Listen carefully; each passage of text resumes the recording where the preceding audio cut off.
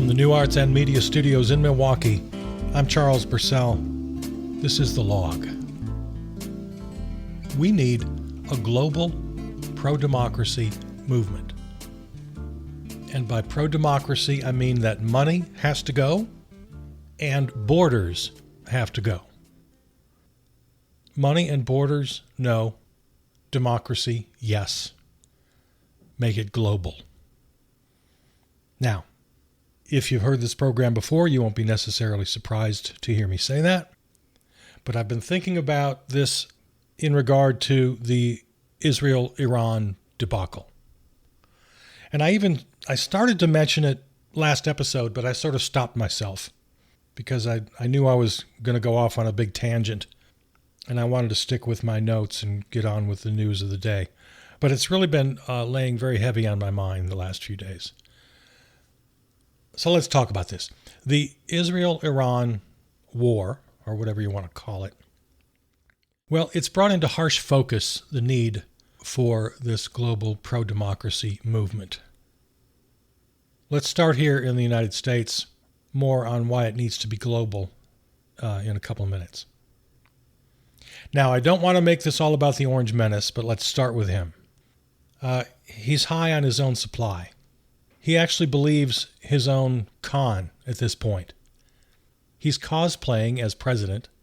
He's pretending, basically. He's a child playing a game. And plus, he's an old man who's losing it. And he's just getting worse and worse by the day. It's the ultimate Dunning-Kruger effect. Forget his age. He's always been an idiot. And he's always believed that he was the smartest guy in the room, or convinced himself of that.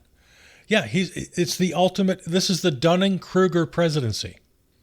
You know Dunning-Kruger, right? You know, extreme ignorance equals extreme confidence. The people who know less about something think they know the most. The people who are the least talented, the people who are the dumbest, think they're the smartest.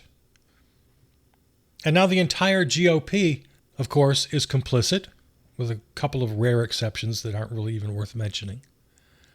Yeah, this Dunning-Kruger epidemic has swept through the entire right wing of American politics. Oh my God, Derek Van Orden. You know this guy?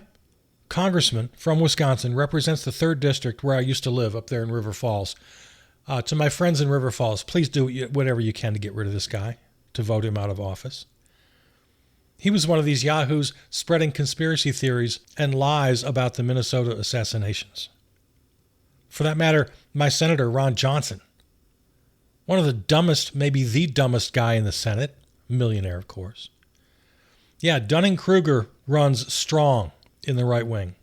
But the thing is, they are the natural result of a system that incentivizes money. Stay with me. Yeah, it's all about the money. Money and power, because, of course, money becomes synonymous with power. So the psychopath rises to the top. The Dunning-Kruger patient rises to the top. The top of business, the top of politics. Of course, there's no separating those two either. Money synonymous with power, business synonymous with politics. It's all one big, dangerous stew. And the centralization of money has brought us to this inevitable result. It was just a matter of time. A system, and by the way, so I don't use a generic, like New Agers use the word energy to mean whatever they want it to mean, and it ends up having no meaning at all. No, when I say the word system, it's very simple. The laws that govern our nation, the political economy, the system. It's not nebulous. It's quite concrete. And our system rewards narcissism. It rewards greed. It rewards selfishness. It relies on competition. It rewards lawlessness. It rewards liars. My God, they just lied to us about the Iran nukes and about the damage reports, saying they completely obliterated Iran's nuclear capabilities. Of course they didn't. We all know they're lying to us every time they open their mouths. So a system that rewards all these qualities will breed those qualities into the people. A system that disincentivizes empathy, cooperation, humble living, honesty, well, those qualities will be bred out of the people. Information over knowledge and wisdom. Short-term gain over long-term interests. Individual pleasure over community good. Prurient gratification over noble pursuits. Easy answers over difficult questions. Lies over truth. And as I said, it breeds idiots like the Orange Menace, like his whole cabinet. So what happens? Those who have those qualities rise to the top because those are the qualities that are rewarded. It's simple. It's natural selection. They are the so-called leaders of business and industry. We got to find another word. That's a terrible word. Leaders. Stop using it. These are the CEOs and the presidents and his cabinets and members of Congress. And since they're the ones who benefit from the system and they're now in charge, well, they double down on the system. They fashion it even more in their own image. They write laws that benefit the way they see the world. And the cycle continues. The political economy, the culture itself, becomes more and more harsh, more and more selfish, more money-centered, might makes right-centered, and more idiotic. And eventually, all the reasons for power become almost secondary. Power itself becomes the only incentive. Power for the sake of power. And since power corrupts, an axiom I think we all accept, I know I do, so power corrupts, and more power, more and more corruption, and then more and more cruel. Not only corrupt, but cruel. You heard this terrible story of the Marine Corps veteran whose wife was deported. 2 young children, one of them still breastfeeding.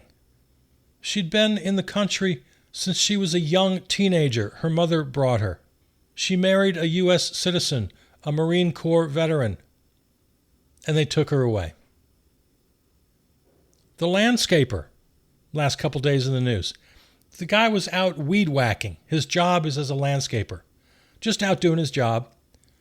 Speaking of the military, he's a father of 3 military sons, 1 still active duty.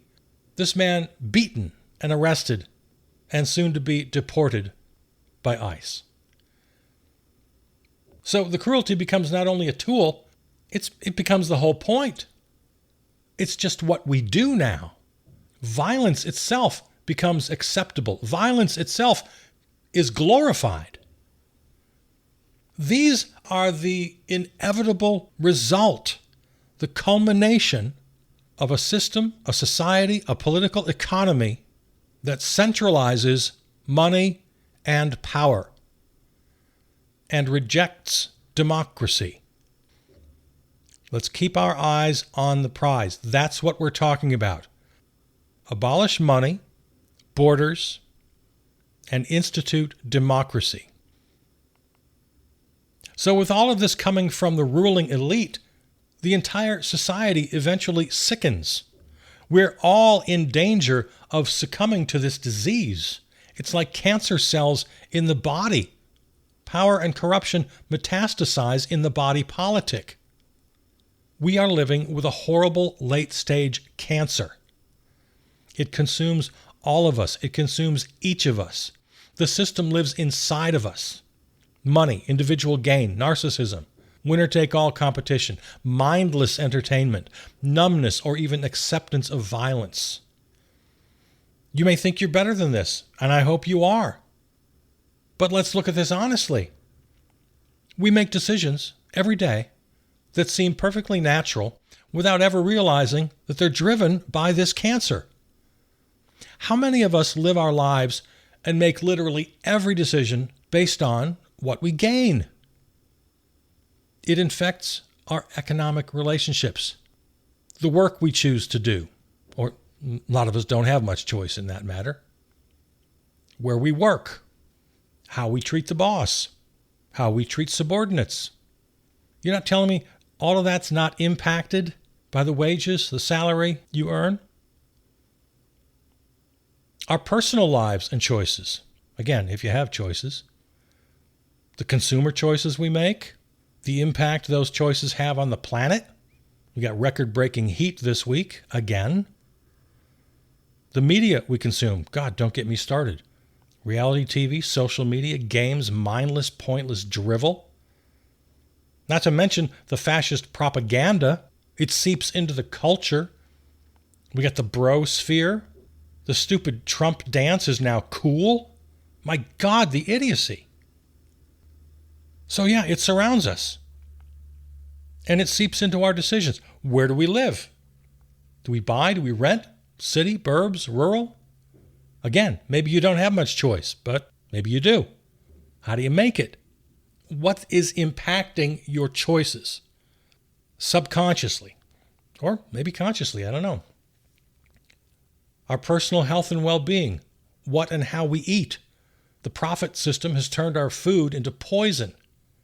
Stress levels, getting enough sleep, our medical and healthcare situation, including mental health well-being, the ability to control our own social media use. And worst of all, even our personal relationships are impacted by the money profit system that has wormed its way into our brains, into our minds, into our hearts.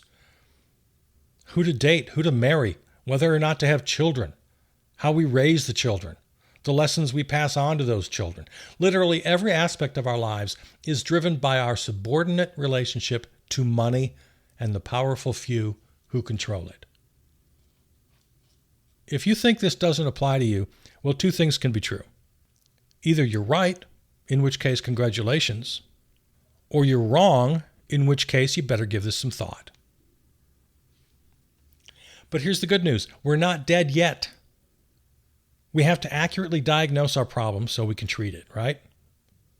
A mixed metaphor alert here. If you're best at the rules of the game, you win the game. So we have to change the rules of the game. That is, change the rules of the system. We have to take out the cancer. Mixed metaphor. I'm sorry. And electing new leaders, so-called, into this cancer system is not a solution. We have to change the system, change the game entirely. What's the central rule of the game? Well, money and profit. It's the root of all of our troubles.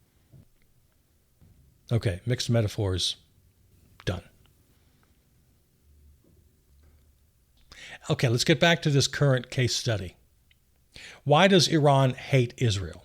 Well, first of all, they don't. That is, the people of Iran do not hate the people of Israel, and vice versa.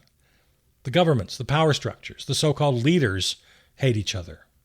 Why? Religion. Well, that's not money. No, it's not. Religion is something else I'd like to abolish, but don't have the first clue as to how to do it. Hopefully it'll go away by natural selection if we fix this money thing.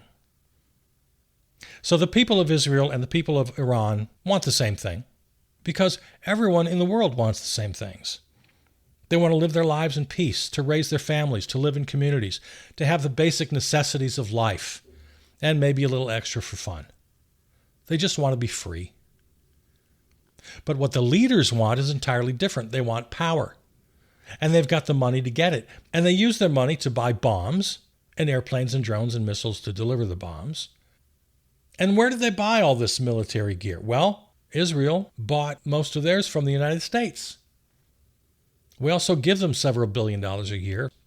Why? Well, national interest, they tell us. They're a democratic ally in the Middle East. Well, of course, they're not a democracy. At least not anymore, if they ever were. They're an apartheid state. They're committing genocide. Hundreds are killed, more every day at so-called aid stations. And why is it so important to have an ally in the Middle East? Well, oil, of course. And just like in old times when spices and furs and timber caused wars, now oil causes wars. Before you know it, it's going to be water causing wars. And of course, lithium and nickel and cobalt and, the rare earth elements needed for high tech. But right now it's oil. Why? Well, of course, because it's the energy we need. Well, why do we need so much energy? Well, manufacturing and transportation, and et cetera, et cetera. Well, why do we need so much manufacturing and transportation? Well, we have to build a lot of stuff. so we can buy a lot of stuff. And we need cars to go back and forth to work, and we need fuel for the cars and for the planes to fly around the country and around the world on a whim whenever we want.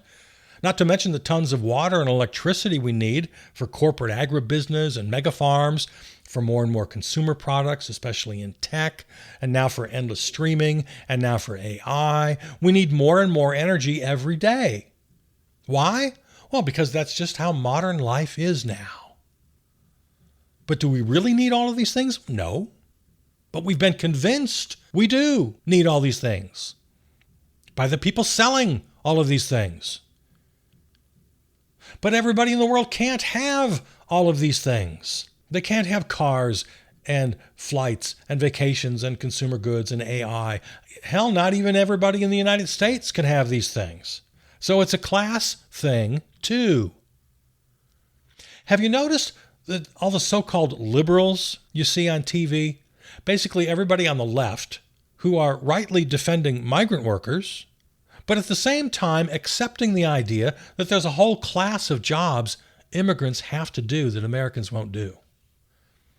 Agriculture, landscaping, roofers, restaurant workers, day laborers, hotel maids, healthcare workers, especially the very lowest rung. There's a very weird acceptance. Out of one side of their mouth, they're defending the rights and the dignity and humanity of immigrants. Out of the other side of their mouth, they're admitting that these jobs are not good enough for so-called real Americans. They're tacitly accepting this oppressive class system that forces immigrants, especially undocumented immigrants, into a lower strata. The so-called left in this country is not left. They are privileged corporate neoliberals. And bottom line, why do you suppose these jobs pay so little money? Why so-called real Americans don't make much more?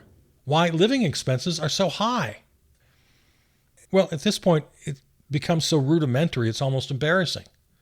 Wages are low, prices are high because of all the profits that flow to the money guys. It takes money to live, and it all flows up to the bosses.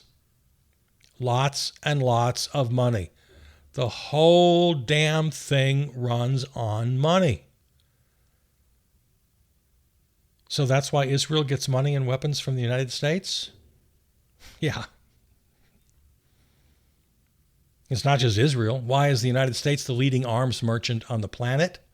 Money, power, power, money. Why do you think NATO just voted to more than double their spending on defense, from 2% up to 5%? Did we the people choose this as our role in the world, to be its arms supplier? No. Well, isn't it also for defense, you say? Well, sure, I guess some of it. But more accurately, what they call national interests. I think I've said that now a couple times, national interests. What are national interests? Money and power. Not to keep us safe? Keep us safe. If they wanted to keep us safe, they'd do something about car accidents and guns and disease. They've got RFK as health secretary, and they're abolishing FEMA. So, no. National interests are just money. It's we got ours, you can't have it. It's we want more at your expense. So we'll exploit your international labor. And who is we? Well, of course, we is them, the guys with the money. The guys you can count on one hand plus a couple of hundred billionaires. So getting rid of money changes the power structure. It puts the people in charge. And none of this Israel-Iran thing would be happening right now. Now, I'm not naive. I know that these problems go back centuries. But the modern world I've just described globalizes these fights. It makes them existential problems for the whole damn planet. Now, I mentioned borders. Let's get back to borders. Why are international borders necessary? Well, to keep the money guys happy. But you might say, well, money now has no borders. Money flows freely around the world. Yes, of course it does. The money guys wouldn't stand for anything less. They need money to be global. But borders keep laws inside the nation. Borders also keep people in and people out. And this is what they need to control the money, to to control the laws, to control the people. What we need is a world where every individual on the planet is free. Free to travel to any spot on the planet, and if they want to, free to settle down and live there. Well, you might ask, wouldn't people migrate to rich countries, countries that offer jobs, a generous social safety net, and then wouldn't they just ruin these countries overnight? Well, no, because you've forgotten, we also have to take money and profit out of the system. Money and borders. The two have to go hand in hand, however you think about it. Eliminating money without eliminating borders, or vice versa, eliminating one without the other won't work. They're both designed to control us. Separately, they're bad enough, but working together, they get the job done. That's why we have to go after both of them, and that's why it has to be a global movement. A global pro-democracy movement. Everything we do, starting today, has to be centered in a single idea: pro-democracy. Pro-democracy as defined by no money. You can't have a real democracy when money is boss. You can't have two masters. Like Bob Dylan said, you're going to have to serve somebody. Everyone, regardless of their status or choices in life, ultimately serves some higher authority or master. You're going to serve money, or you're going to serve the greater good.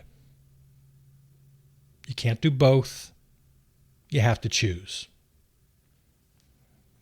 Our fight is global. Our fight is existential. And the good news is we're not dead yet. Keep your eyes wide open as we fight.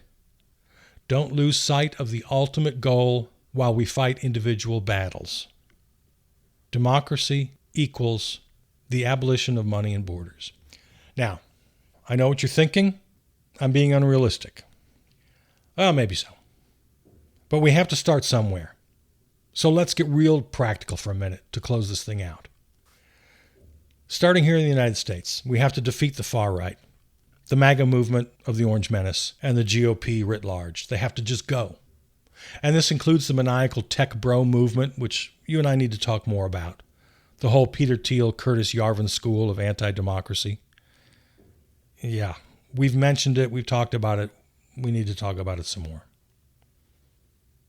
Speaking of things we talk about all the time, these are still absolutely 100% valid while we keep our eyes on the prize. Committing to the cause, organizing, forming community, joining coalitions, boycotts and strikes, civil disobedience, non-cooperation, even writing and calling your representatives, which I know, it sounds so quaint at this point, but it's still real. My God, the very big, very bad bill. They're about to pass it. We have to do everything we can to either crush or at least amend that bill. And electoral politics are still a thing. I said earlier we're not going to really change the system by putting so-called good people into a bad system. But at this point, we have to take wins where we can get them.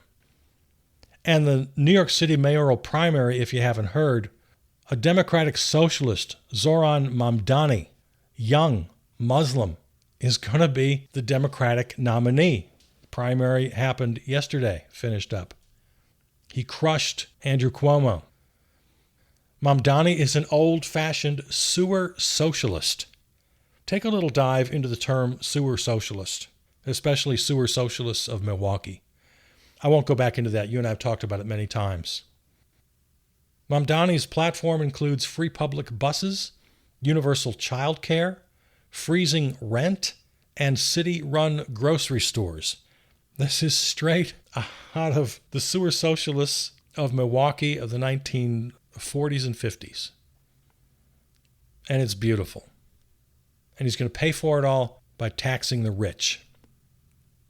Yeah, if anybody ever asks you, well, when did socialism ever work? You hear that question all the time. You tell them, Milwaukee. From 1910 to 1960. It worked like a charm. We were the model city of the nation.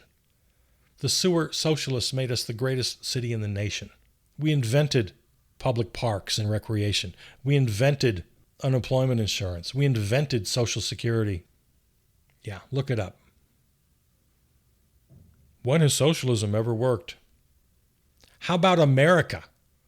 The whole post-war period up to Reagan, when productivity and wages soared together, when the top marginal tax rate was 90%. Yeah, when has socialism ever worked? And now we're at this point where if we're ever going to have an opposition party, the Democrats have to decide which way you're going to go. I know New York City isn't the whole country, but it kind of is. There's lots of money in New York. There are lots of conservatives in New York.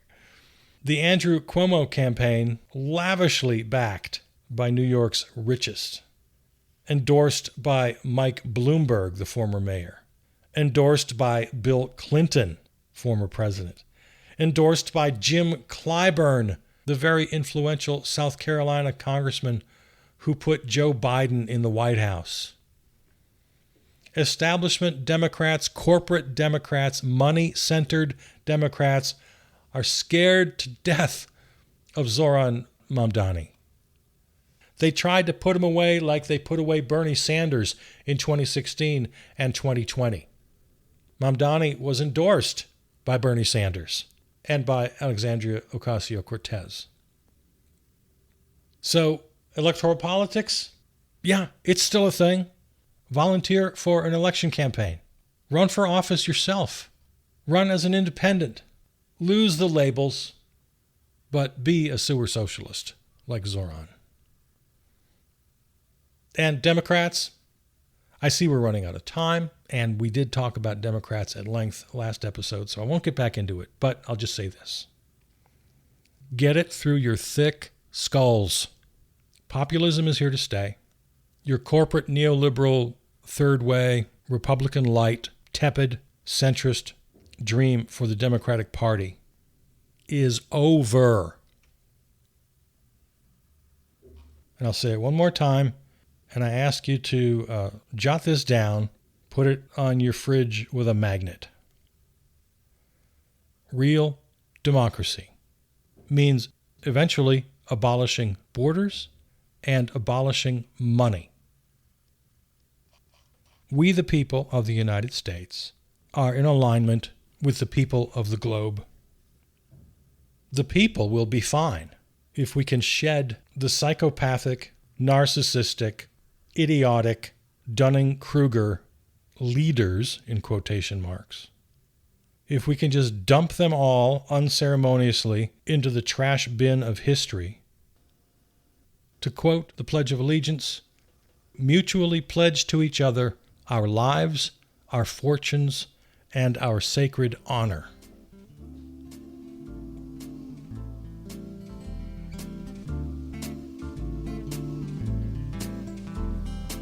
Find this and all episodes on your favorite podcast platform, or go to the website charlesburcell.com. Our flagship terrestrial station is River West Radio in Milwaukee. Find me on Substack and Blue Sky. Peter Donalds wrote and performed the theme song. All right. I love you. I'll see you out there.